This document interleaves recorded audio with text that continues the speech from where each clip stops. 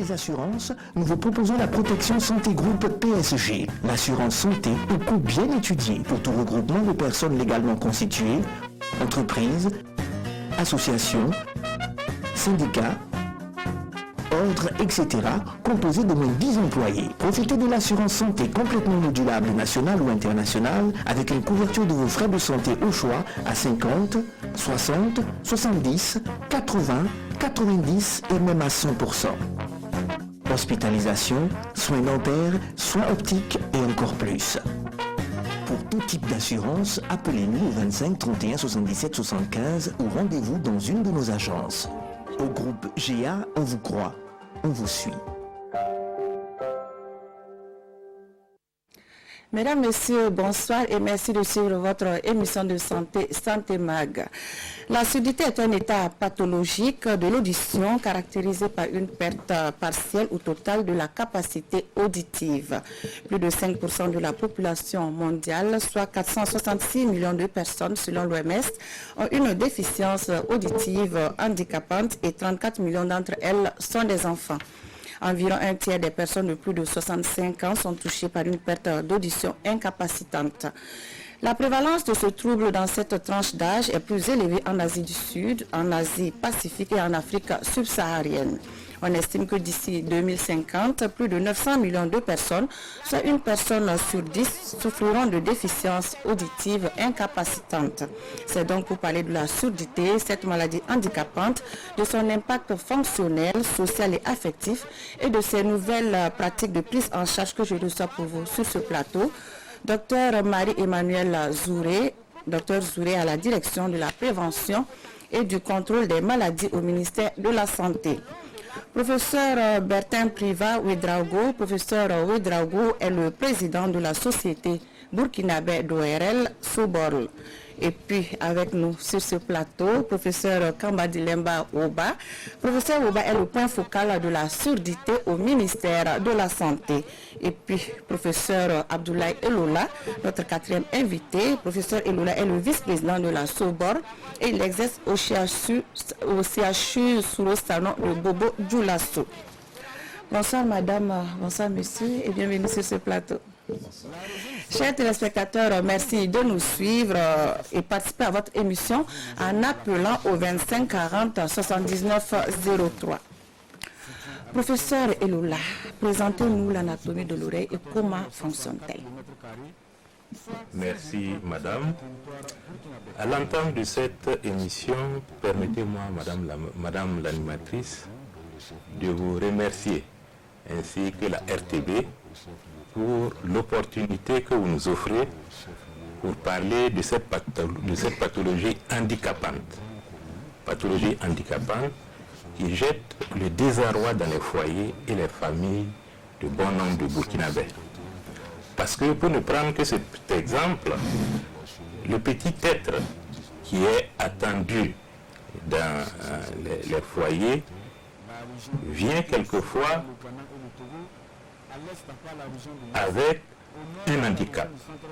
Ce petit être ne sait pas et ne peut pas entendre la berceuse que lui fredonne sa maman pour apaiser ses pleurs. Cet enfant ne sait pas dire ni maman ni papa à l'instar des enfants, des jeunes enfants de son âge. Car ce petit enfant ne peut pas parler. Il ne sait pas, parce qu'il n'a pas appris à parler, parce qu'il n'a jamais entendu. Parce que pour parler, il faut entendre. Et il faut une oreille qui fonctionne bien. Et l'oreille, pour revenir à votre question, est constituée de 3 parties. La première partie, c'est l'oreille externe, qui est constituée... Soulevez un peu. Qui est constituée du pavillon et du conduit auditif externe. La seconde partie est constituée de l'oreille moyenne, encore appelée caisse du tympan, qui est constituée de la membrane tympanique et d'un ensemble de petits os appelés osselets, notamment le marteau, l'enclume et l'étrier. En avant de cette caisse du tympan, on a un tuyau qui fait communiquer l'oreille moyenne avec l'arrière du nez, l'arrière des fosses narwhales. C'est la trompe auditive, encore appelée trompe d'Eustache. La troisième partie de l'oreille, c'est l'oreille interne. Cette oreille interne a un contenant osseux qu'on appelle labyrinthe osseux et un contenu qu'on appelle labyrinthe membraneux. Entre le labyrinthe osseux et le labyrinthe membraneux, il y a du liquide qu'on appelle la périlymphe, et à l'intérieur du labyrinthe membraneux, il y a un autre liquide appelé endolymphe. L'oreille interne est scindée en deux parties. La partie postérieure est la partie qui permet à l'être humain d'être en équilibre. La partie qui se trouve en avant, la partie antérieure, c'est elle qui nous concerne parce que c'est à ce niveau que se trouve ce que l'on appelle l'organe de Corti, où se trouvent les cellules ciliées externes et internes qui sont les cellules de l'audition. Voici très rapidement résumé l'anatomie de l'oreille. Comment cette oreille fonctionne? Par rapport au fonctionnement de l'oreille, nous avons dit qu'il y avait l'oreille externe avec le pavillon que les uns et les autres appellent communément oreille. La partie externe. Ce pavillon, c'est en fait l'antenne parabolique de l'oreille. C'est cette partie-là qui va capter le son et diriger le son vers le conduit auditif externe. Et ce son, qui est une énergie mécanique, va faire vibrer le tympan. La membrane tympanique va transmettre cette vibration au niveau des petits os, au niveau des os scellés, et en plus elle va amplifier ce son qui va être transmis au niveau de l'oreille interne, où les liquides vont faire vibrer, vont faire bouger les cellules ciliées internes, et ces cellules ciliées internes vont transformer cette énergie mécanique en influx nerveux. Et cet influx nerveux va à présent suivre le nerf auditif pour aller au niveau du cortex auditif, au niveau de l'encéphale, et c'est à ce niveau que l'on va prendre conscience du son. Voici ainsi résumé le fonctionnement de l'oreille. Professeur Ouédraogo, c'est vrai que j'ai défini la surdité dans mon introduction. Qu'est-ce que vous pouvez dire pour compléter? Merci Madame Dao, et je dirais merci à la RTB pour l'occasion que nous donnons ce soir de parler de la surdité. Vous l'avez si bien défini. C'est une gêne auditive qui peut aller de la simple gêne à une perte totale de la capacité auditive. Et cette gêne peut être compatible avec une activité sociale normale, et tout comme elle peut être handicapante et entraîner une gêne sociale très importante. Professeur, quelle est l'ampleur de ce handicap sensoriel, que ce soit dans le monde ou au niveau de notre pays? Merci Madame Dao. Vous avez bien fait de dire handicap sensoriel, je vais ajouter un handicap sensoriel majeur. Et plus que l'ampleur en tant que telle, c'est plutôt la conséquence que ça pose. Vous savez, le vécu du malentendant est doublement pénalisé. Parce qu'il n'entend pas, donc il a un problème relationnel, mais le problème c'est que les autres ne le sentent pas de la même façon. C'est pour cela qu'on dit que la surdité se vend mal. Quand un patient porteur d'un handicap moteur passe, ça émeut tout le monde. Lorsque une personne portant un handicap visuel passe, ça émeut tout le monde. Par contre, le malentendant, il vit son handicap sensoriel tout seul. Pour preuve, sur ce plateau, je ne suis pas sûr que nous entendons tous bien. Alors ceci étant, la surdité, selon l'OMS, concerne plus de 460 millions de personnes à travers le monde. C'est énorme. Surtout quand on sait que les 2/3 concernent les pays en développement, tels que le Burkina Faso. Et puis, dans ces 460 millions et plus, vous avez quand même 34 millions d'enfants qui ont besoin d'entendre pour s'intégrer dans la vie sociale. Et ce qu'il est peut-être intéressant de souligner dès à présent, c'est que 50% des causes de cette surdité peuvent être évitables. Donc accessibles à la prévention. C'est pour cela que nos programmes de prévention peuvent être tout à fait efficaces. Et ce qu'il faut craindre, c'est qu'avec l'évolution de cette prévalence, d'ici 2050, nous aurons près d'1 milliard de personnes dans le monde qui seraient malentendants. Alors, le taux de prévalence global donné par l'OMS est de 5 à 6% de la population générale. Alors, si on extrapole ça à notre population burkinabé, que je situe aux alentours de 20 millions, nous n'avons pas moins de 1 200 000 malentendants. Je pense que ça illustre un peu l'ampleur de ce fléau dans notre pays. Professeur Eloula, existe-t-il différents types de surdité? Tout à fait. En fonction de la portion de l'oreille qui est concernée, on distingue des surdités dites de transmission. Surdités de transmission qui vont concerner donc l'oreille externe et l'oreille moyenne.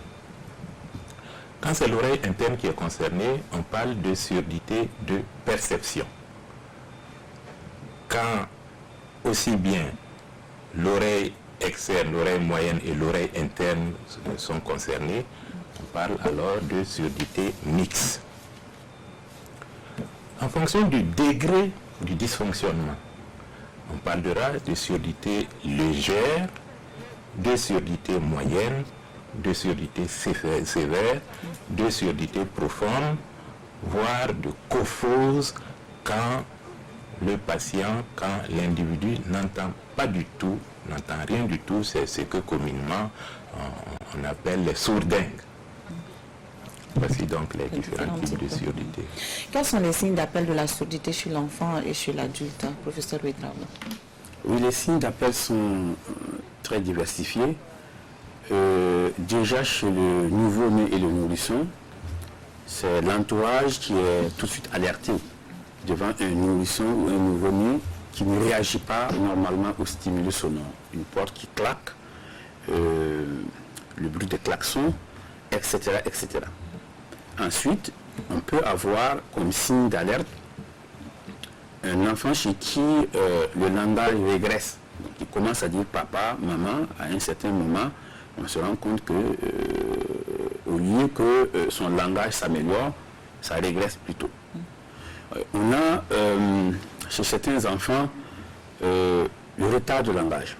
Comme l'a dit le professeur Eloula, pour acquérir le langage, il faut bien entendre pour pouvoir répéter ce qu'on entend. Donc, les parents constatent chez certains enfants un retard de langage et ça peut être un signe d'alerte. Il y a aussi, toujours chez les enfants, le mauvais rendement scolaire. Ce sont des éléments qui doivent attirer l'attention et amener à faire un dépistage. Et même les troubles de comportement chez l'enfant peuvent être des signes d'alerte parce que l'enfant qui n'entend pas bien, parfois il est incompris et il peut avoir des comportements qui peuvent alerter. Chez l'adulte, c'est habituellement une constatation brutale ou d'installation progressive d'une baisse de la capacité auditive qui peut amener la personne elle-même à consulter. Mais chez l'adulte aussi, il y a des moments où c'est l'entourage qui remarque que la personne se fait répéter ou augmente le niveau sonore du poste téléviseur, etc., etc. La surdité, c'est lorsque notre capacité d'entendre les sons diminue. Les médecins parlent ainsi de déficience auditive. Cette déficience auditive peut être légère, moyenne, profonde, sévère ou totale. Selon les patients, la cause de ces déficiences varie. Elles peuvent être provoquées par la méningite qui est, selon les médecins, à l'origine de près de 50% des surdités rencontrées au Burkina Faso. Le reportage est signé Ismaël Diloma Sirima. De l'oreille droite, M. Sawadogo n'entend plus de son depuis 8 ans. il a perdu totalement la capacité d'entendre par son oreille droite à cause de la méningite. La méningite est vraiment pourvoyeuse d'une grande partie de nos suddités. Nous sommes un pays d'endémie de méningite et ces méningites-là nous donnent des suddités brusques, des suddités d'apparition brutale et des suddités qui sont graves parce que c'est des suddités souvent profondes. Voilà, et leur prise en charge est beaucoup plus délicate. Il faut également parler de suddités professionnelles que nous rencontrons dans notre pratique courante. C'est des travailleurs qui travaillent dans les industries bruyantes, dans des milieux de travail bruyants. Ça peut être également les gens qui sont dans les discothèques, qui vont nous venir après avec la surdité. Et des jeunes en ce moment qui utilisent beaucoup des écouteurs entraînent des micro-traumatismes et qui donnent ce que nous appelons la surdité sonore. Dans le cas de l'oreille droite de M. Sawadogo, la méningite a conduit à une déficience auditive totale. Cependant, il a eu plus de chance avec son oreille gauche qui a été affectée par une déficience auditive légère. C'est-à-dire qu'il entend avec cette oreille, mais pas très bien. Pour ces deux oreilles, les médecins estiment qu'elles sont atteintes de surdité. Pour le commun des mortels, être sourd, ce n'est rien entendre. Et nous, on ne le dira pas assez. Et la surdité, c'est une baisse ou une perte totale de la fonction auditive, la fonction entendre. En partant de cette définition, les médecins ont établi une échelle des différents cas de surdité. Cela va de la déficience auditive légère à la déficience auditive totale, en passant par celle moyenne ou profonde. Il y a plusieurs types. Ça peut être juste une transmission en ce moment sur l'oreille, la partie externe et moyenne de l'oreille qui sont altérées, comme ça peut être une surdité de perception, en ce moment c'est la partie interne ou les centres auditifs qui sont atteints, ou bien une surdité mixte qui se traduit par une atteinte de tout l'organe de l'audition. Selon les médecins, la surdité de transmission est la plus fréquente. Elle s'installe au niveau de l'oreille externe et de l'oreille moyenne, sans distinction de sexe ou d'âge. Et les personnes les plus à risque sont celles qui se retrouvent avec des infections de l'oreille. Il faut savoir que l'oreille moyenne communique avec le nez, l'arrière-nez, avec la gorge, et nous disons qu'ils forment une unité anatomique et fonctionnelle. Une unité fonctionnelle. Et donc, quand vous avez des infections du nez et des sinus, vous pouvez avoir une complication, surtout chez l'enfant, au niveau de l'oreille. Et quand cette infection de l'oreille n'est pas prise en charge à temps, elle va aboutir à une perforation du tympan. Ce n'est pas le cas de l'oreille gauche de M. Sawadogo. Cette oreille, du fait de la méningite, souffre de surdité de perception. Elle arrive à percevoir des sons uniquement quand on parle avec un ton fort ou moyen.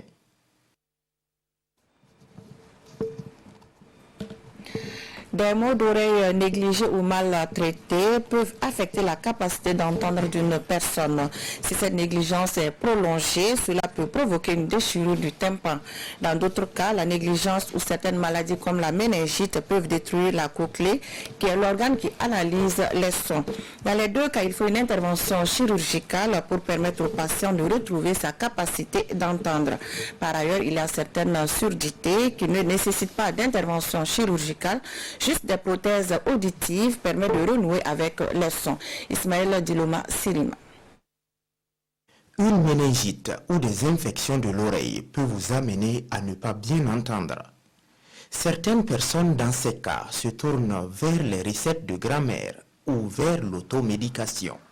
Et c'est quand ça ne va pas maintenant qu'ils vont aller voir l'attaché de santé qui est en oreille, le spécialiste, l'infirmier spécialiste en oreille qui se trouve dans les centres de santé périphériques. Et après, ils nous arrivent au niveau de l'hôpital déjà au stade séquelaire. Le premier message, c'est dit, dès que vous sentez que vous n'entendez plus bien les sons, dès que vous sentez que vous avez un problème dans la perception des sons, allez-y consulter rapidement un centre de santé. Sinon, si vous insistez à attendre vainement, vous pouvez vous retrouver avec la destruction totale de la cochlée, qui est l'organe qui permet d'entendre les sons. Certaines personnes se retrouvent aussi avec de grosses perforations du tympan. on sera obligé de faire une chirurgie pour refermer le tympan. Comme dans certains cas, il n'y a pas l'atteinte du tympan, mais il y a une destruction des éléments de l'oreille, même l'oreille moyenne ou l'oreille interne. En ce moment, c'est difficile de faire une prise en charge ou médicale ou chirurgicale. Il faut apporter de l'aide. Et c'est ce que nous appelons les aides auditives, c'est les prothèses auditives, pour corriger autant que faire se peut. C'est l'une des solutions qui pourrait être proposée dans le cas de l'oreille gauche de M. Sawadogo. Et pour ce qui concerne les prothèses, il faut noter qu'il y a différents types adaptés à chaque patient selon son degré de surdité. C'est une prothèse qui est placée souvent derrière l'oreille et qui permet d'augmenter le son. Au lieu que ce soit la personne qui communique avec les malades qui augmente le son, c'est l'appareil qui augmente le son en ce moment pour permettre aux malades d'entendre. L'appareil plus l'adaptation à la personne, le tout coûte environ 300 000 au Burkina Faso. Une somme qui n'est pas à la portée de bon nombre de Burkinabés. Que dire alors des personnes dont la cochlée a été détruite? Pour une implantation de cet organe qui reçoit et analyse les sons, il faut débourser au moins 14 millions de francs CFA. Demander 14-15 millions à quelqu'un, ce n'est pas évident. Donc c'est vraiment faire un plaidoyer dans ce sens-là, à ce que l'État puisse nous aider déjà à mettre en place le côté chirurgical avec ce qu'on appelle les appareils pour opérer, notamment les microscopes opératoires, notamment le matériel pour opérer. En plus de tout cela, professeur Sérémé espère la prise en compte des personnes souffrant de déficience auditive dans le cadre de l'assurance maladie universelle. Docteur Zoulé, quelle est la politique nationale en matière de dépistage de la surdité au Burkina Faso? Merci Madame Dao. Donc c'est la première fois que je prends la parole. Donc permettez-moi donc de remercier la RTV et la société burkinabé d'ORL qui nous donne l'opportunité donc de parler des actions du ministère en matière de surdité. C'est aussi un honneur pour moi de siéger auprès de 3 professeurs qui m'ont enseigné la médecine. Donc, pour ce qui est du ministère, il faut dire que la direction que je représente, c'est la direction de la prévention et du contrôle des maladies non transmissibles. C'est une direction qui est relativement jeune et qui a en charge donc de proposer en tout cas des stratégies pour la lutte contre les maladies non transmissibles, les maladies handicapantes, voilà, et donc de la surdité. Maintenant, qu'est-ce qui est fait au Burkina en matière de dépistage de la surdité? Il faut dire qu'au niveau de notre direction, nous avons 2 grands groupes cibles. Pour le dépistage de la surdité, nous ciblons les élèves, voilà, et également les personnes qui travaillent dans des milieux très sonores. Donc pour ce type de personnes-là, nous organisons des campagnes de dépistage, des campagnes de consultation et campagnes de dépistage. Pour le moment, donc, nous avons pu intervenir dans 4 régions du Burkina, qui sont le centre-nord, le centre-sud, le centre et le sud-ouest, voilà, qui ont pu bénéficier de campagnes de dépistage de la surdité. Et dans ces 4 régions, nous avons ciblé, comme je l'ai dit, les élèves et les travailleurs du secteur informel, tels que les soudeurs, les mécaniciens, les meuniers. Et qu'est-ce qui est fait pour ceux qui ne sont pas dans pour les autres couches de la population? Oui, on y arrive, on commence petit à petit. Voilà, donc notre ambition, c'est de pouvoir déjà offrir le dépistage de la surdité systématiquement aux élèves, parce qu'un enfant qui n'entend pas aura beaucoup de mal donc à apprendre donc, et à s'intégrer dans la société. Également pour les travailleurs qui sont vraiment dans des milieux très sonores, il y a des usines qui sont voilà, hyper agressives en matière de son. Pouvoir en tout cas permettre à tout le personnel d'avoir donc accès à ces tests de dépistage. C'est vrai qu'on peut dépister tout azimut, tout le monde. Il faut cibler. Donc nous ciblons donc essentiellement ces 2 grands groupes de personnes. D'accord. Professeur Mirao, quelles sont les principales causes de la surdité? C'est une question très importante parce que nous avons un éventail très large des causes de la surdité. Je vais commencer par les causes idiopathiques, c'est-à-dire les causes pour lesquelles la science actuellement continue de chercher. Et on peut, le professeur Sérémé, entre-temps, a parlé des surdités qui peuvent survenir de manière brutale. Et heureusement, on a quand même des moyens de prise en charge. Mais jusqu'à présent, les causes de ces types de surdité ne sont pas encore bien déterminées. Mais au-delà, nous avons plusieurs types de causes. en commençant de la vie intra-utérine, donc avant même la naissance, jusqu'à l'âge adulte. Et pendant la vie intra-utérine, nous avons des causes qui peuvent être liées aux maladies de la mère qui porte le fœtus. Et des causes qui peuvent être liées au traitement, aux médicaments qui sont utilisés pour traiter les différentes pathologies de la mère. Donc peuvent endommager l'oreille de l'enfant. Nous avons aussi des causes génétiques. Il y a des familles dans lesquelles nous avons des surdité. Mais au-delà de ces causes, nous avons des causes qui peuvent être liées même aux conditions de l'accouchement.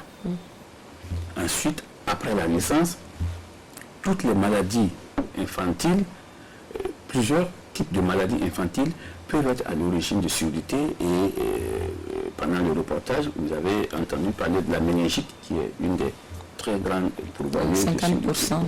Et vous avez aussi d'autres maladies et il y a aussi malheureusement les médicaments qui sont souvent utilisés pour traiter certaines pathologies, même ces maladies infectieuses-là, certains antibiotiques, certains médicaments, même les antirétroviraux, certains antirétroviraux, je dirais, certains médicaments anticancéreux. La liste n'est pas exhaustive. Il y a des médicaments qui sont utilisés pour traiter des maladies, mais qui peuvent endommager l'oreille. En dehors de ces causes-là, nous avons toutes les pathologies de l'oreille, que ce soit les pathologies de l'oreille externe, de l'oreille moyenne et de l'oreille interne, peuvent endommager le fonctionnement de l'oreille. Et nous avons les traumatismes sonores. Et dans le reportage, vous avez bien suivi, il peut s'agir de traumatismes sonores qui surviennent de manière brutale, aiguë, comme une explosion, mais il y a aussi les traumatismes sonores chroniques, soit en milieu de travail ou dans nos loisirs, comme quelqu'un l'a dit, dans certains nightclubs avec des niveaux sonores très élevés, etc., etc. Il y a aussi le vieillissement du système auditif. Nous, on l'appelle, dans notre jargon, la presbyacousie, c'est-à-dire qu'à un certain âge, on s'attend à ce qu'il y ait une altération progressive de la capacité auditive des individus. D'accord. Professeur Ouba, quelles sont les conséquences de la surdité? Merci pour cette belle question, parce que le docteur Zouré a d'ailleurs initié ça en disant que le ministère de la Santé a d'abord dans sa visière les populations cibles, on va commencer par les enfants quand on parle d'élèves. Donc chez l'enfant, c'est d'abord le retard du développement psycho-intellectuel, c'est très important. Un enfant qui est sourd ne peut pas bénéficier de tous les avantages de l'éveil. Et du coup, c'est un enfant qui va avoir des problèmes de retard d'acquisition du langage. Et plus tard, quand il va à l'école, ce sont ces enfants qui sont sujets à des mauvais rendements scolaires, qui égarent même parfois les parents. C'est pour cela qu'on demande toujours aux parents, devant un échec scolaire, de ne pas tout de suite passer au bâton. On peut donner une petite carotte, en expliquant un peu la situation. Et puis nous avons bien entendu le plus caractériel chez les enfants. Ce sont ces enfants qui sont grognons, qui se retirent tout seuls, etc. Mais chez l'adulte également, il y a des conséquences. Une fois que l'on perd l'audition, même si vous avez déjà parlé, vous allez avoir une régression de vos aptitudes de la parole. Nous sommes là, si d'aventure l'un d'entre nous venait à être sourd brutalement, en 5 ans il va mal parler. C'est un langage qui s'entretient, le langage s'entretient par l'audition. Puis vous avez les difficultés socio-affectives. C'est des sources d'incompréhension dans la famille et bien entendu ça génère également aussi des troubles caractériels. Et puis nous avons les difficultés professionnelles. Vous savez que le fait de perdre d'audition peut amener un travailleur à perdre son job. Tout à fait. Ça crée parfois même des soucis de discrimination au sein des entreprises. Tel poste-là, on ne va pas le réserver à un malentendant, etc. etc. Et n'oubliez pas également, et là le professeur Bertin l'a dit, non, plutôt le professeur Elola, l'audition c'est une alerte au danger. Quand vous entendez, si vous ne l'entendez pas, toutes les alertes de danger, vous les perdez. Tout à fait.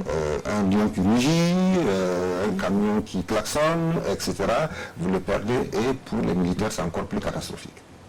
Et je terminais en disant qu'il y a aussi chez l'adulte ce petit repli sur soi que les malentendants cultivent parce qu'ils se sentent non compris, etc. Donc vous voyez, toutes ces conséquences-là rendent compte un peu de l'ampleur de la problématique de la surdité. C'est un vécu qui est très dur, et je le disais tantôt, malheureusement vécu par la personne malentendante en silence.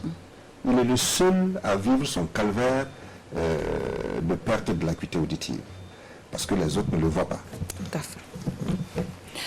Dans les services d'ORL du CHU Algado Ouédraogo et de celui de Bogodogo, le plateau technique fait défaut selon les différents responsables. Il y a certes un minimum d'équipement, mais qui ne permet pas une prise en charge adéquate de toutes les pathologies. Par conséquent, les enfants qui naissent sourds au Burkina Faso sont condamnés à le rester.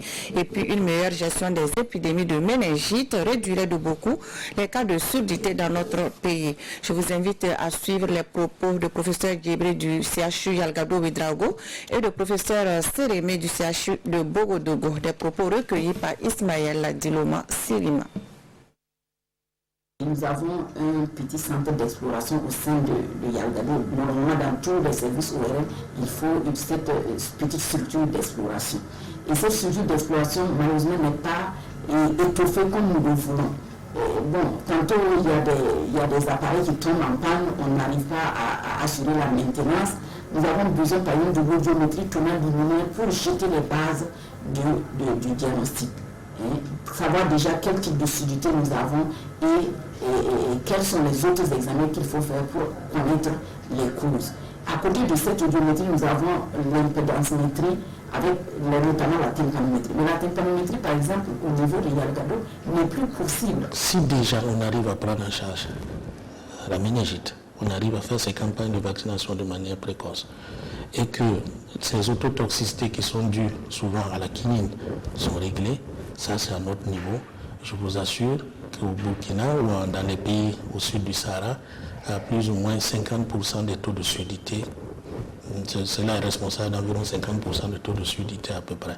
Donc on va régler beaucoup de problèmes. Il y a des enfants qui naissent avec la surdité. C'est des surdités qui peuvent être congénitales, c'est-à-dire l'enfant a contracté une maladie dans le sein maternel, il naît avec la surdité.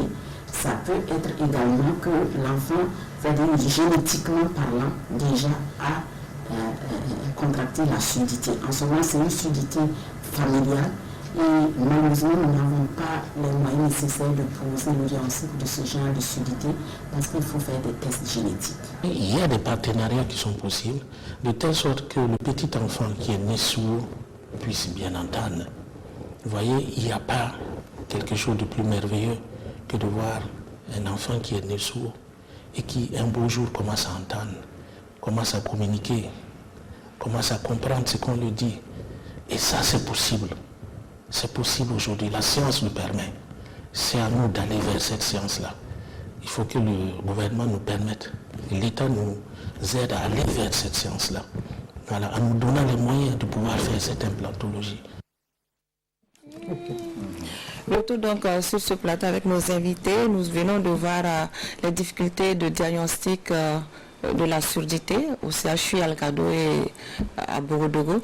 Est-ce la même situation au CHU sous le salon de Bogodogo, professeur Elola? Oui, tout à fait. La situation qui a été décrite par mes collègues à Ouaga, nous vivons la même situation à Bogo.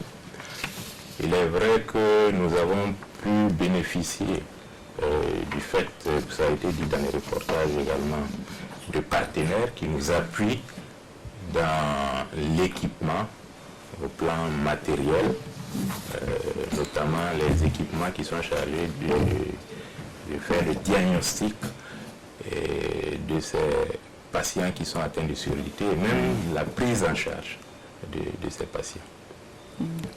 Professeur Woba, vous êtes le point focal de la surdité au ministère de la Santé. Est-ce que, vu tout ce qu'on vient d'entendre dans les reportages, est-ce que notre pays dispose des capacités pour faire face à cette prise en charge, à ce besoin de prise en charge? Avant que Dr Zouré ne complète. C'est vers elle que je me tournais, puisque c'est la représentante de notre autorité de tutelle. Mais permettez-moi de dire que mes collègues qui ont intervenu dans le reportage ont parfaitement raison.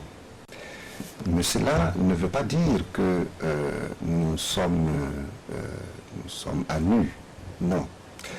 Parce que dans les moyens, moi j'aime toujours qu'on place nos 10 mains et nos 5 sens devant. Vous savez, pour approcher la surdité, l'examen clinique est extrêmement important. Là, on l'a vu également au cours du reportage. Bien entendu, nous avons besoin des moyens d'exploration pour minimiser un peu en fait ce mauvais tableau. Il faut quand même dire que nous avons la possibilité d'approcher convenablement la surdité au Burkina Faso.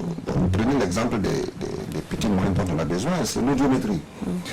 Je pense que les autorités de tutelle ont fait l'effort d'un équipement minimal des structures, notamment des CMA, des CHR et des CHU, pour pouvoir faire au moins une audiométrie à nos patients.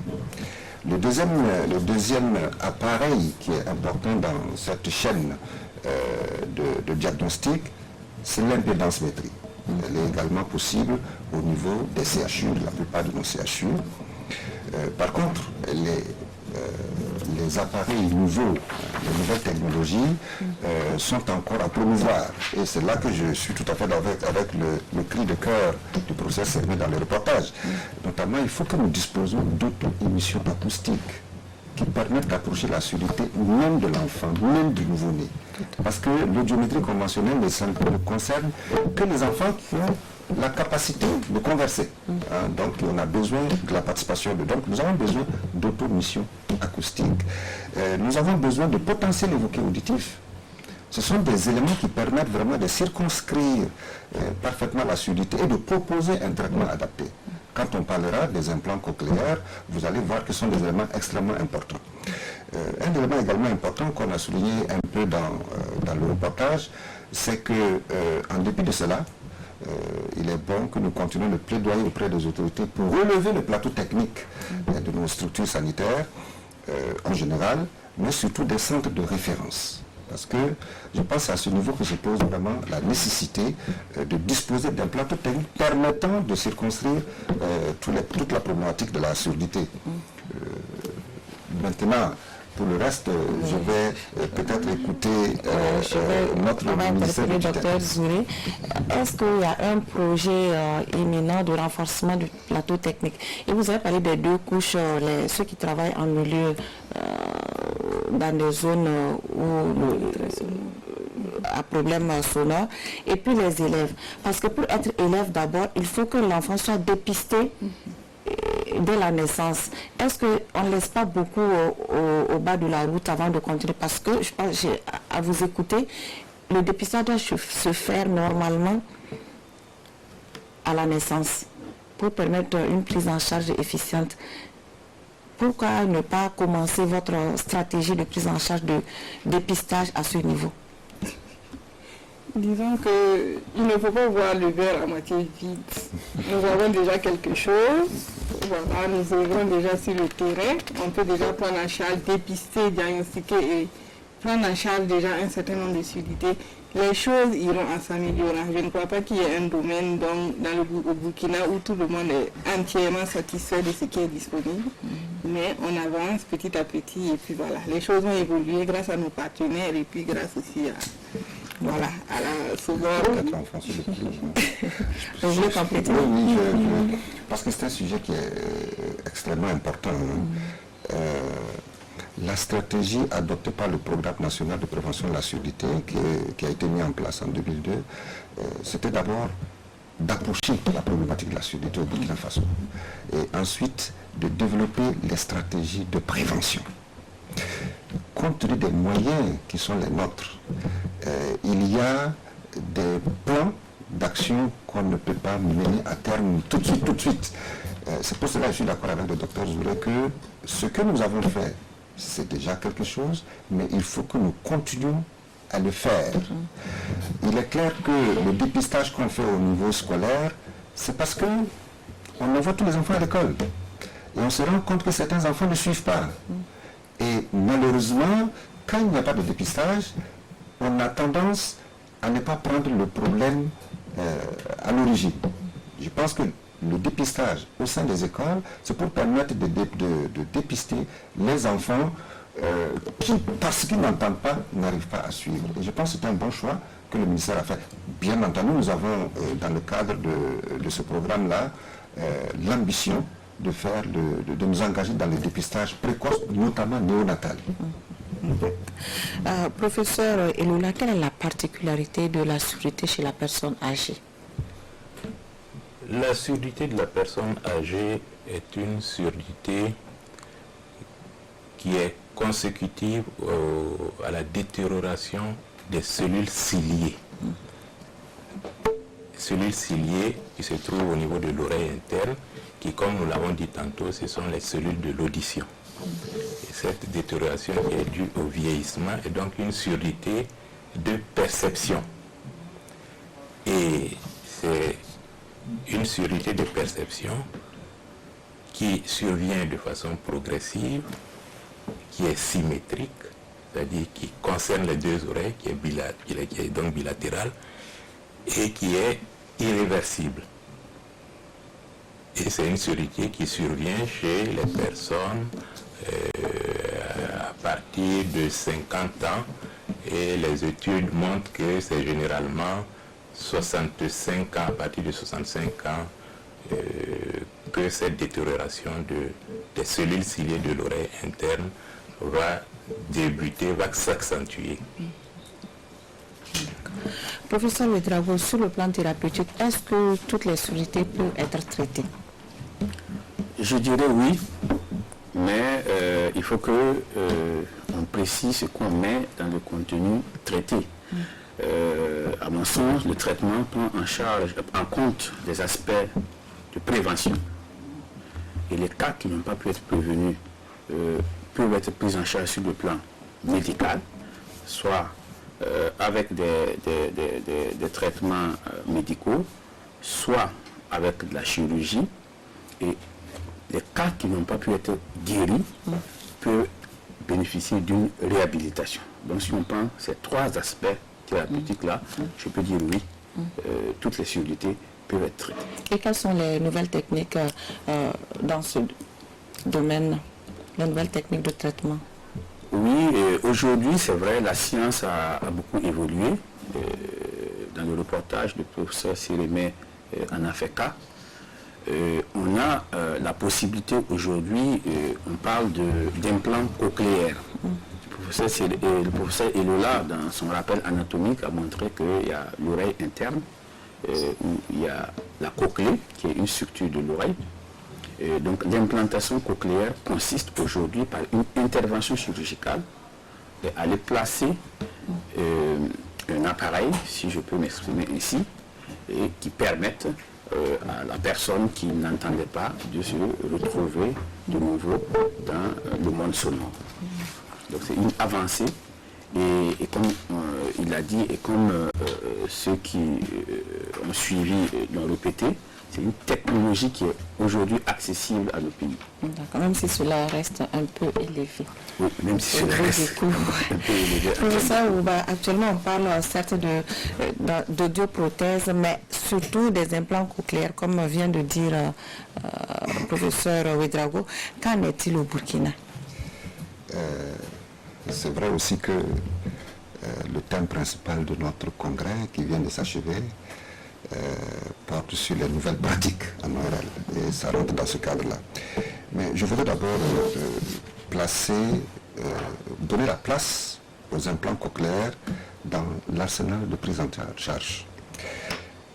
Comme on l'a dit tantôt, nous avons deux catégories de surdités. Les surdités curables c'est-à-dire pour lesquels le traitement de l'étiologie permet aux patients de retrouver l'audition. Et là, ça peut être médical, mais également chirurgical. Et vous avez vu que le professeur Sérémé a insisté un peu sur la tympanoplastie. Et puis nous avons le lot des surdité non curables. C'est-à-dire que l'étiologie n'est plus là, mais le malade n'entend pas toujours. À partir de ce moment, la surdité devient une maladie. Et là, nous avons une échelle. Les surdités légères en moyenne peuvent bénéficier de 2 prothèses qui sont un peu plus accessibles, comme vous l'avez vu, sur le plan du coût. Ça concerne à peu près 30%, 30% des malentendants. Tandis que le premier groupe dont je parlais, et notamment les surdités curables, c'est 60%. Il reste encore 20%. Dans ces 20%, vous avez les surdités profondes. Ces surdités profondes-là, la seule alternative qui leur reste, c'est l'implant cochléaire. Et si l'implant cochléaire ne marche pas, c'est plutôt un patient qui doit être confié aux instituts spécialisés. Alors, parlons de cet implant, c'est quoi? C'est des micro-appareils, c'est pratiquement le pacemaker de l'oreille, tout comme vous entendez parler du pacemaker du cardiologue. Ce sont des micro-appareils qui sont directement implantés dans l'oreille interne dont le professeur Elola a décrite par voie chirurgicale. Et que ça permet donc de relancer la possibilité d'entendre. Ce sont des nouvelles technologies effectivement en pleine expansion et il ne faut pas s'en priver. Parce que ça concerne quand même 15% de nos surdités. Et il ne faut pas laisser ces 15% de patients-là sur la route. C'est pour cela que nous allons rentrer dans le train des nouvelles technologies qui sont déjà actuellement en grande partie appliquées dans les pays du Nord et qui commencent à venir dans les pays du Sud. Et le Burkina Faso prévoit d'ailleurs de s'engager d'ici le premier trimestre 2020 dans ce projet d'implantologie. C'est un projet, il faut le dire, c'est ressorti un peu dans le reportage. Il y a tout un ensemble de conditions qui font que ça revient relativement cher. Je dis relativement cher. Parce que si on part du cas du professeur Elola, cet enfant qui vient au monde, qui n'entend pas, ben, vous voulez qu'il devienne quoi? C'est très difficile. Très difficile. Cet enseignant qui vient de perdre l'audition et qui est encore très jeune, il va devenir quoi? C'est pour cela, cette solution, il faut que nous ayons la possibilité de l'offrir à nos patients. C'est vrai que ça requiert des infrastructures chirurgicales bien étoffées, nous les avons. Ça requiert une expertise, nous l'avons. Une organisation multidisciplinaire que nous avons organisée parce que nous avons un comité d'implantologie. Et puis, là où le bas blesse, c'est que le kit d'implant est relativement cher. C'est la raison pour laquelle je pense que c'est... Alors, on l'a dit, un peu dans le reportage, 14 millions, c'est l'estimation du coût global de l'implantologie du patient. Sinon, le kit lui-même, il est de 9 500 000. Le groupe leader dans la production de ces appareils-là, que je me permets de citer ici, parce que c'est un groupe qui nous soutient, c'est le groupe MEDEL, qui appuie les pays en développement pour la mise en place de ces implants-là des tarifs préférentiels. Et ça, je pense que nous devons le saisir au vol. Et je crois que la prochaine mission va bénéficier certainement de cette mesure exceptionnelle du groupe MEDEL. C'est la raison pour laquelle, quand le professeur Sermet dit que nous devons faire appel à nos autorités de tutelle, je suis tout à fait d'accord avec lui. Sans l'appui de nos autorités de tutelle, on ne peut pas arriver au terme de ce projet, ainsi que nos partenaires techniques et financiers. Okay. Ça, c'est le projet qui doit être mis en place à partir du premier trimestre 2020. Mais en entendant, Dr Zouré, quelle est la stratégie de prise en charge du ministère? Qu'est-ce que vous faites concrètement? C'est effectivement un défi pour nous, de permettre donc à tous les Burkinabés qui sont dans le besoin de prothèses de pouvoir donc en bénéficier. Mais compte tenu du coût, vous voyez, le coût est assez relativement élevé. Ça limite un peu donc les possibilités donc d'acquisition. Et les audioprothèses? Oui, je parle des audioprothèses même. Voilà, tout cela, il y en a, mais ce n'est toujours pas quelque chose de facile à acquérir. Les audioprothèses, c'est des dispositifs médicaux au même titre que les lunettes ou autres types de prothèses. On doit pouvoir en tout cas l'avoir en tout facilement, voilà, sur le territoire burkinabé, mais ça coince toujours compte tenu du coût. Donc nous sommes déjà en discussion avec certaines directions du ministère de la Santé, avec nos partenaires, pour en tout cas avoir des circuits, pour avoir des acquisitions de grandes quantités, qui vont donc faire baisser le coût et ça va éviter que chacun ait une prothèse qu'il a achetée à titre privé et qui ne répond pas forcément donc à son besoin. Donc, mais pour le moment, actuellement, nous avons donc un partenaire qui nous appuie, notamment CVM, qui nous a en tout cas permis d'acquérir des prothèses, une quantité assez intéressante. Voilà, et pour lesquelles nous ciblons donc essentiellement les enfants pour appareiller gratuitement. D'accord. Comment fonctionnent ces aides auditives, professeur Eloula? Il faut dire que les aides auditives aujourd'hui sont des outils modernes. Ce sont de véritables petits ordinateurs qui sont constitués de 3 parties principales. Nous avons une partie qu'on appelle le microphone et cette partie va recueillir le son. Et ce son-là, il va l'envoyer au niveau du processeur. Et le processeur, c'est le mini-ordinateur de l'aide auditive. Lui va amplifier le son et va transformer cette énergie mécanique-là en influx nerveux et qui va être conduit au niveau du haut-parleur qu'on appelle l'écouteur, qui va donc transmettre ce son qui a été amplifié, qui a été traité de façon sélective, parce que ce qui se passe, c'est que tous les sourds ne sont pas sourds de la même façon. Il y a des fréquences qui sont concernées, et donc l'audioprothèse, l'aide auditive, va amplifier de manière sélective les différents déficits au niveau de l'oreille, pour permettre un confort d'écoute aux personnes qui sont appareillées. Est-ce qu'elles permettent de retrouver l'audition et même d'entendre dans les milieux bruyants? Tout à fait. Aujourd'hui, ces micro-ordinateurs ont des programmes qui permettent la réduction du bruit, qui permettent de réduire et même de supprimer les effets Larsen. Donc ils ont des programmes anti-Larsen. Ces appareils aujourd'hui peuvent même permettre à travers le Bluetooth qui est intégré de recevoir les programmes de la télévision au niveau de l'aide auditive. Ils peuvent être branchés sur son smartphone et donc les patients vont recevoir les appels téléphoniques au niveau de leur aide auditive. Donc aujourd'hui, c'est des appareils qui sont véritablement modernes et qui peuvent répondre à tous les besoins des patients.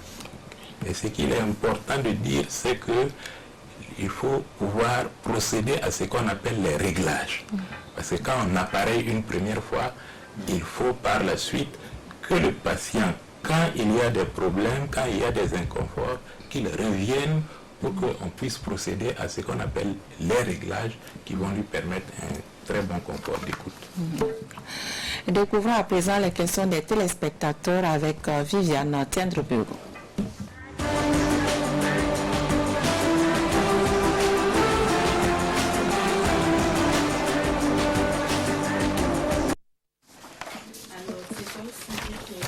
Beaucoup les téléspectateurs.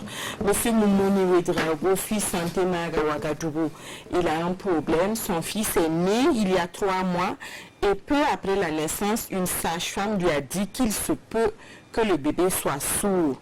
Le bébé grandit et en tant que père, il constate qu'il y a quelques difficultés et sa question c'est vers qui se tourner pour savoir si son enfant souffre de surdité ou pas.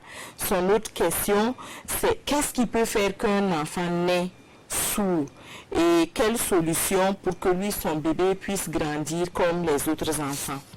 Monsieur Bourema Nyambré nous a appelé du Wargaï. Il a plusieurs questions. Quelle est l'incidence des rayons qu'émettent les portables et les smartphones sur l'oreille? Est-ce que c'est dangereux? Et son autre question, c'est est-ce que les deux oreilles entendent de la même manière? Est-ce que les deux oreilles sont composées de la même manière? Il pose la question parce que sur Internet, on voit des publications qui conseillent de décrocher son téléphone avec l'oreille gauche, de parler avec l'oreille gauche, que c'est moins dangereux. Donc, d'où sa question. Est-ce que les deux oreilles entendent de la même façon ou sont fragiles, l'un plus fragile que l'autre? Enfin, l'une plus fragile que l'autre puisqu'on parle d'oreilles. Madame Kadidia Congo suit l'émission à Zignaré. Elle explique qu'elle a les oreilles qui grattent de l'intérieur. Certains lui ont dit que pour se soulager, il fallait mettre du matolatum à l'intérieur et que bon, immédiatement ça rafraîchit et ça fait du bien. Mais de plus en plus, elle constate que quand quelqu'un parle, il faut que son interlocuteur se répète à 2 fois pour qu'elle comprenne. Est-ce qu'il y a un risque de surdité chez elle? Est-ce que c'est grave? Vers qui se tourner pour avoir des réponses à ces questions? Monsieur Issa Minungu est à Tenkodogo.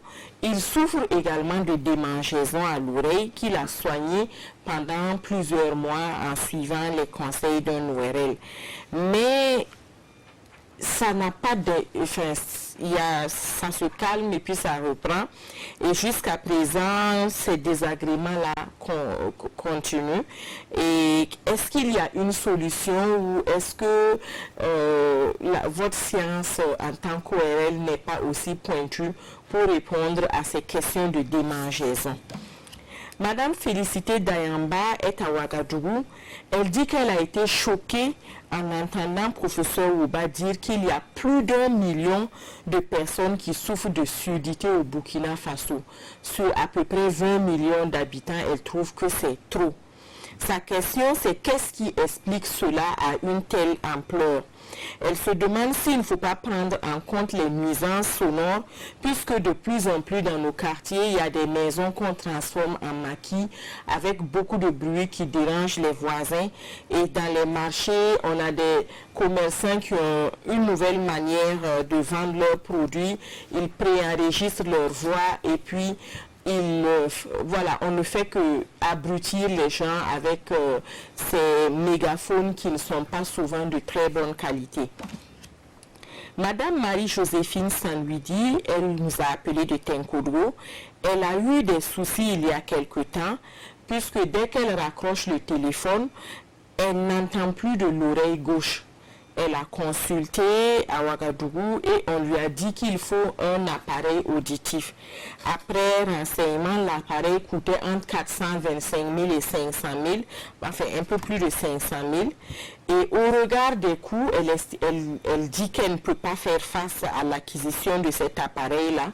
Et elle se demande si les autorités publiques ne peuvent pas mettre en place des structures qui permettent à ces personnes qui souffrent de surdité de pouvoir bénéficier de facilités d'acquisition, qu'il y ait par exemple une caisse où la personne peut cotiser et quand elle aura atteint la somme, qu'elle puisse acquérir son appareil auditif pour vivre confortablement. C'est un SOS en même temps qu'elle lance en faveur des personnes sourdes et malentendantes qui ont besoin de ces appareils auditifs. Madame Biba Ouedraogo suit l'émission à Ouagadougou. Elle a un problème de tympan perforé. On lui a conseillé une intervention. Certains professionnels lui ont dit qu'elle risquait la surdité avec l'âge, mais que l'intervention ne garantissait pas un résultat définitif si elle avait des rhumes répétés. Quel est votre avis en tant que praticien de haut vol qui est sur ce plateau? Est-ce qu'elle peut ne pas se faire opérer? Qu'est-ce qu'elle risque en gardant son tympan perforé en l'état tel qu'elle est? Puis voilà, est-ce qu'il y a des risques de complications? Monsieur Amadou Sourabi est à Banfoura. Il aimerait savoir à quel degré de sonorisation il faut être exposé pour souffrir de troubles auditifs. Il veut que vous parliez du cas de ceux qui travaillent dans des usines. Est-ce qu'il y a des précautions particulières à prendre pour protéger ses oreilles? Madame Ali Mansanou nous a appelé de Dori. Elle est inquiète au regard de ce que vous avez évoqué comme cause de surdité sur ce plateau. Vous avez parlé de méningite et d'exposition à des bruits trop forts et d'autres maladies. Elle souffre de surdité, mais elle précise qu'elle n'a pas souffert de méningite. Elle ne fréquente pas des lieux où le son est trop fort. Mais elle a constaté que quand elle entre dans une salle climatisée et qu'elle fait un bout de temps dedans, ou qu'elle est dans une pièce où il y a des brasseurs qui tournent très fort, après elle n'entend plus quelque chose. Elle a consulté plusieurs spécialistes qui n'ont pas pu mettre un nom sur sa maladie, lui expliquer de quoi elle souffrait, qu'est-ce qui avait causé sa surdité.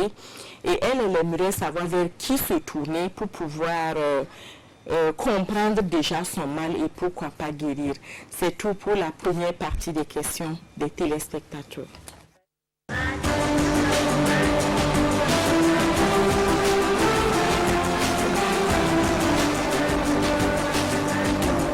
« 14 minutes seulement.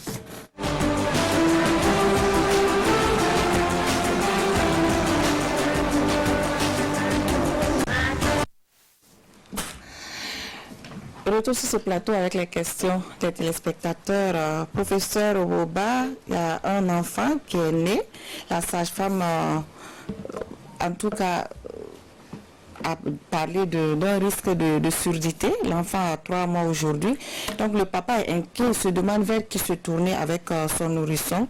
Donc son autre question, c'est qu'est-ce qui les causes pour qu'un enfant, c'est vrai qu'on en a déjà parlé sur ce plateau, donc les causes qui font qu'un enfant naisse sourd. Donc est-ce qu'il y a des solutions pour permettre à l'enfant d'entendre? Merci à cette téléspectatrice. C'est un téléspectateur, M. Drago. Ah oui, d'accord. Parce qu'il a posé là la question de la surdité du jeune enfant. Mais il ne faut pas qu'il s'inquiète. La direction à prendre, c'est une consultation ORL. Et nous sommes tout à fait disposés à le recevoir pour examiner et comprendre le cas de son enfant. Et c'est là, nous disons que les nouvelles technologies sont extrêmement importantes pour aborder ces cas de surdité chez l'enfant.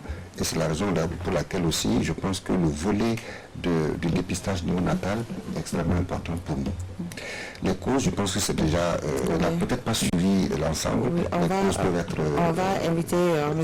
Ouedraogo à suivre la rediffusion de l'émission demain à partir de 14h. Donc, pour permettre de mieux gérer le temps qui nous reste. Très bien. D'accord. Donc, il y a Brema Yambré, M. Brema Yambré qui pose plusieurs questions. Professeur Elola, l'incidence des rayons qui mettent les portables sur l'oreille.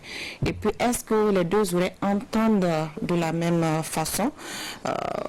Est-ce que puis il y a la question aussi sur Internet, souvent on dit il faut décrocher avec l'oreille, telle oreille et pas telle oreille pour communiquer. L'incidence des rayons des smartphones, je sais que ça c'est une question qui a longtemps préoccupé les uns et les autres et à l'heure actuelle, il n'y a pas de preuve de l'incidence néfaste des rayons des smartphones au niveau de l'audition. Cependant, il faut faire attention, il y a des smartphones qui ont une sonnerie qui est très forte. Et de plus en plus, on a des patients qui ont des écouteurs et qui mettent ces smartphones-là très fort. Là, ça peut être à l'origine des traumatismes sonores. Maintenant, quant au fonctionnement des oreilles, les oreilles sont faites de la même façon et elles sont pas, l'audition n'est pas tout à fait équivalente des deux côtés. Il peut y avoir quelques petits décibels de différence mais il n'y a pas une grande différence. Il n'y a pas une grande différence entre les deux oreilles et il n'y a pas de raison de prendre le smartphone avec une oreille plutôt qu'une autre. D'accord. Professeur Ouedraogo, les oreilles qui grattent de l'intérieur, donc la personne était ces deux questions, donc on va les regrouper. Donc des démangeaisons qui persistent. Donc il y a Madame Congo, elle a utilisé du matlaton pour nettoyer son oreille avec, ça l'a soulagée. Mais après, elle se rend compte qu'elle a des difficultés pour entendre. Donc, elle veut comprendre, est-ce grave, les oreilles qui grattent de l'intérieur? Justement, je pense que pour ces deux téléspectateurs, il va falloir qu'ils se fassent consulter pour qu'on s'assure déjà qu'il n'y a pas une maladie au niveau de l'oreille externe qui explique ce grattage. Parce que nous avons habituellement ce que nous appelons dans notre jargon les automycoses, ce sont les champignons qui sont dans le conduit auditif, qui se manifestent préférentiellement par un grattage au niveau de l'oreille. Mais en dehors de ces automycoses, il y a même les bouchons de cérumen qui peuvent être des éléments qui perturbent un peu le fonctionnement du conduit auditif. Mais au-delà de ces aspects qui peuvent être pathologiques, il y a des gens chez qui l'examen peut montrer que le conduit est strictement normal et même le tympan. Donc il peut s'agir d'une certaine sensibilité de la peau de revêtement du conduit auditif. Et c'est ce que j'ai l'habitude aussi de dire aux patients. Ça veut dire que plus on utilise des instruments pour gratter le conduit, plus l'oreille en réclame. Donc après on rentre dans un cercle vicieux qui fait que les gens utilisent n'importe quel objet, de l'huile de serpent, des choses que je ne pourrais pas citer ici, mais ils utilisent beaucoup de choses pour soulager leur prurite. Et je leur dis toujours, il faut d'abord commencer par arrêter d'introduire des objets dans le conduit, parce que la cire que nous appelons le cérumen qui est produit par l'oreille a un rôle de protection, et quand on l'empêche de s'établir, quand on nettoie de manière abusive le conduit, on l'expose à un cercle vicieux d'envie de gratter. Docteur Zouri, ça c'est un SOS, je ne sais pas, est-ce que vous allez avoir quelque chose à dire par rapport à Madame Sandwidi qui a un besoin d'appareil. Donc après renseignement, c'est le prix élevé, on parle de 500 000. Donc au regard des coûts, elle lance un SOS au ministère de la Santé pour permettre à tout le monde d'avoir accès à ces aides auditives.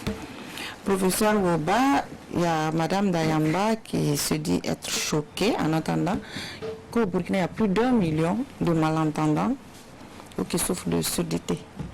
Donc, est-ce que ce n'est pas aussi les maquis, elle demande si ce n'est pas les nuisances sonores dans les rues, dans les marchés.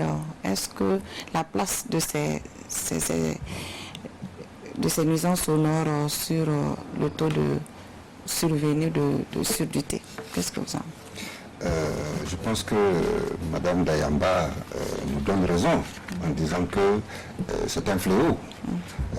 Mais il suffit qu'elle se reporte également à la prévalence mondiale qui est de plus de 460 millions dans le monde.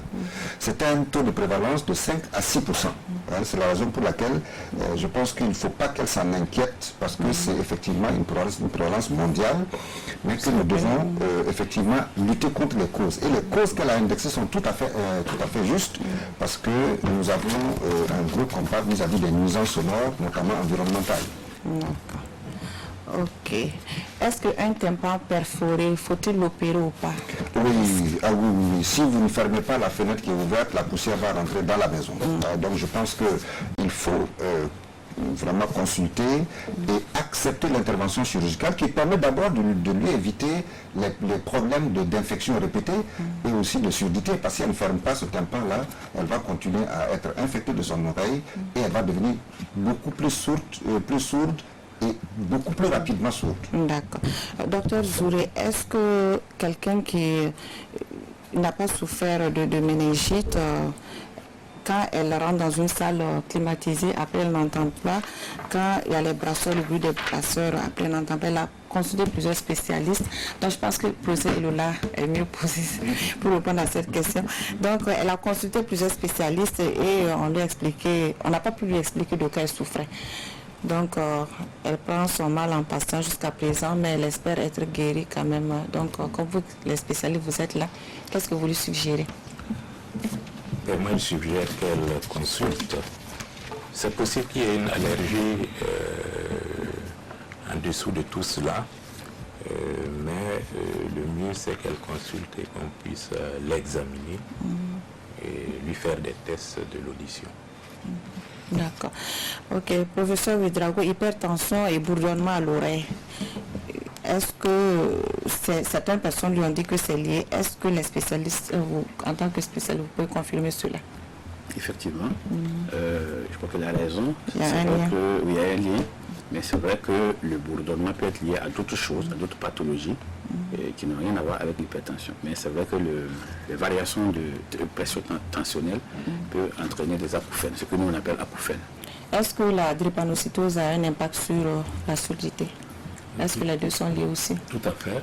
Tout à fait. Parce que au niveau de la drépanocytose, il y a des crises vaso-occlusives et qui entraînent les douleurs articulaires, alors que la vascularisation de l'oreille interne est terminale. Donc s'il y a une vaso-occlusion, cela va empêcher que l'oreille soit bien irriguée et cela peut être à l'origine de baisse de l'audition. D'accord.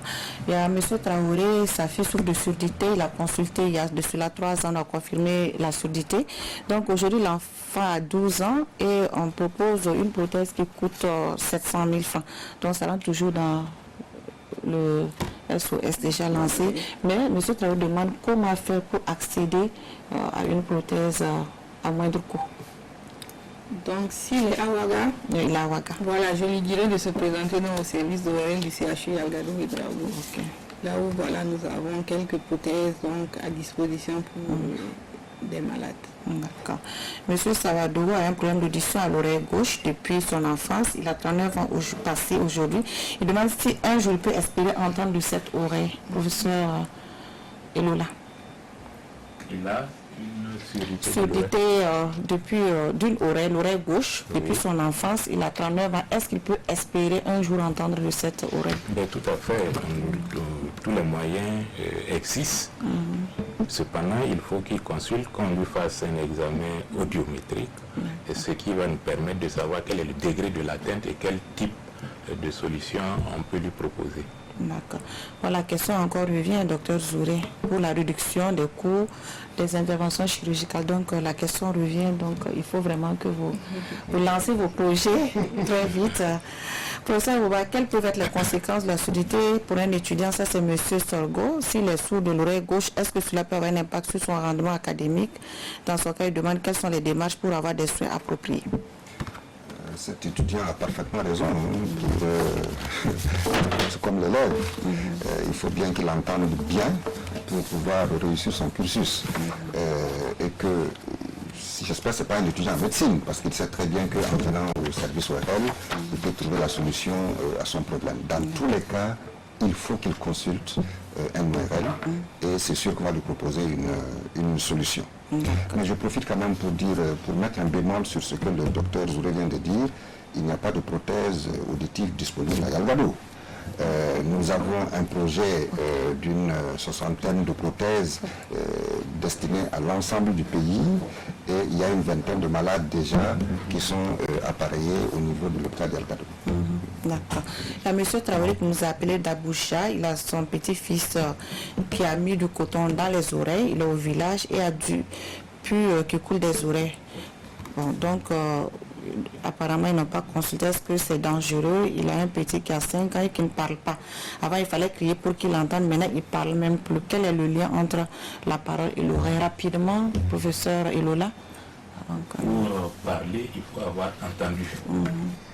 Mais les pus déjà qui coulent de l'oreille, ça c'est... Le pus, c'est une infection, probablement. Et donc, cette infection-là doit être traitée et guérie. Et s'il y a une perforation de l'oreille, il faut opérer, rétablir la membrane tympanique et cela va lui permettre d'avoir un gain et rétablir certainement l'audition. Ok, c'était la dernière question des téléspectateurs. Nous sommes pris par le temps. Vous venez d'organiser votre congrès dont la surdité est un sous-thème. Que peut-on retenir de cette rencontre, professeur Ouedraogo, rapidement? Okay, merci. Très rapidement, nous avons traité des nouvelles pratiques en ORL parce que la société burkinabé d'ORL ne veut pas être en marge des avancées technologiques dans le domaine de la prise en charge, qu'elle soit diagnostique ou thérapeutique des affections. C'est pour cela que nous avons traité des sous-thèmes sur la surdité, sur les cancers et sur les maladies du nez et des sinus. Ce que je peux retenir à la fin de ce congrès, c'est que nous avons fait le constat que la demande existe en matière de prise en charge des personnes de surdité. Nous avons, aussi bien au Burkina Faso que dans les pays de la sous-région, des ressources humaines compétentes pour prendre en charge de manière efficace les troubles de l'audition. Et nous avons un minimum d'équipements qui nous permettent d'aller dans ce sens. Mais le constat est que nous avons un besoin d'accompagnement en termes de formation des praticiens et surtout en termes de plateau technique, de relèvement du plateau technique, aussi bien dans les structures périphériques qui font le recrutement que dans les grands centres hospitaliers universitaires pour que nous puissions aller résolument vers les nouvelles pratiques dans nos spécialités.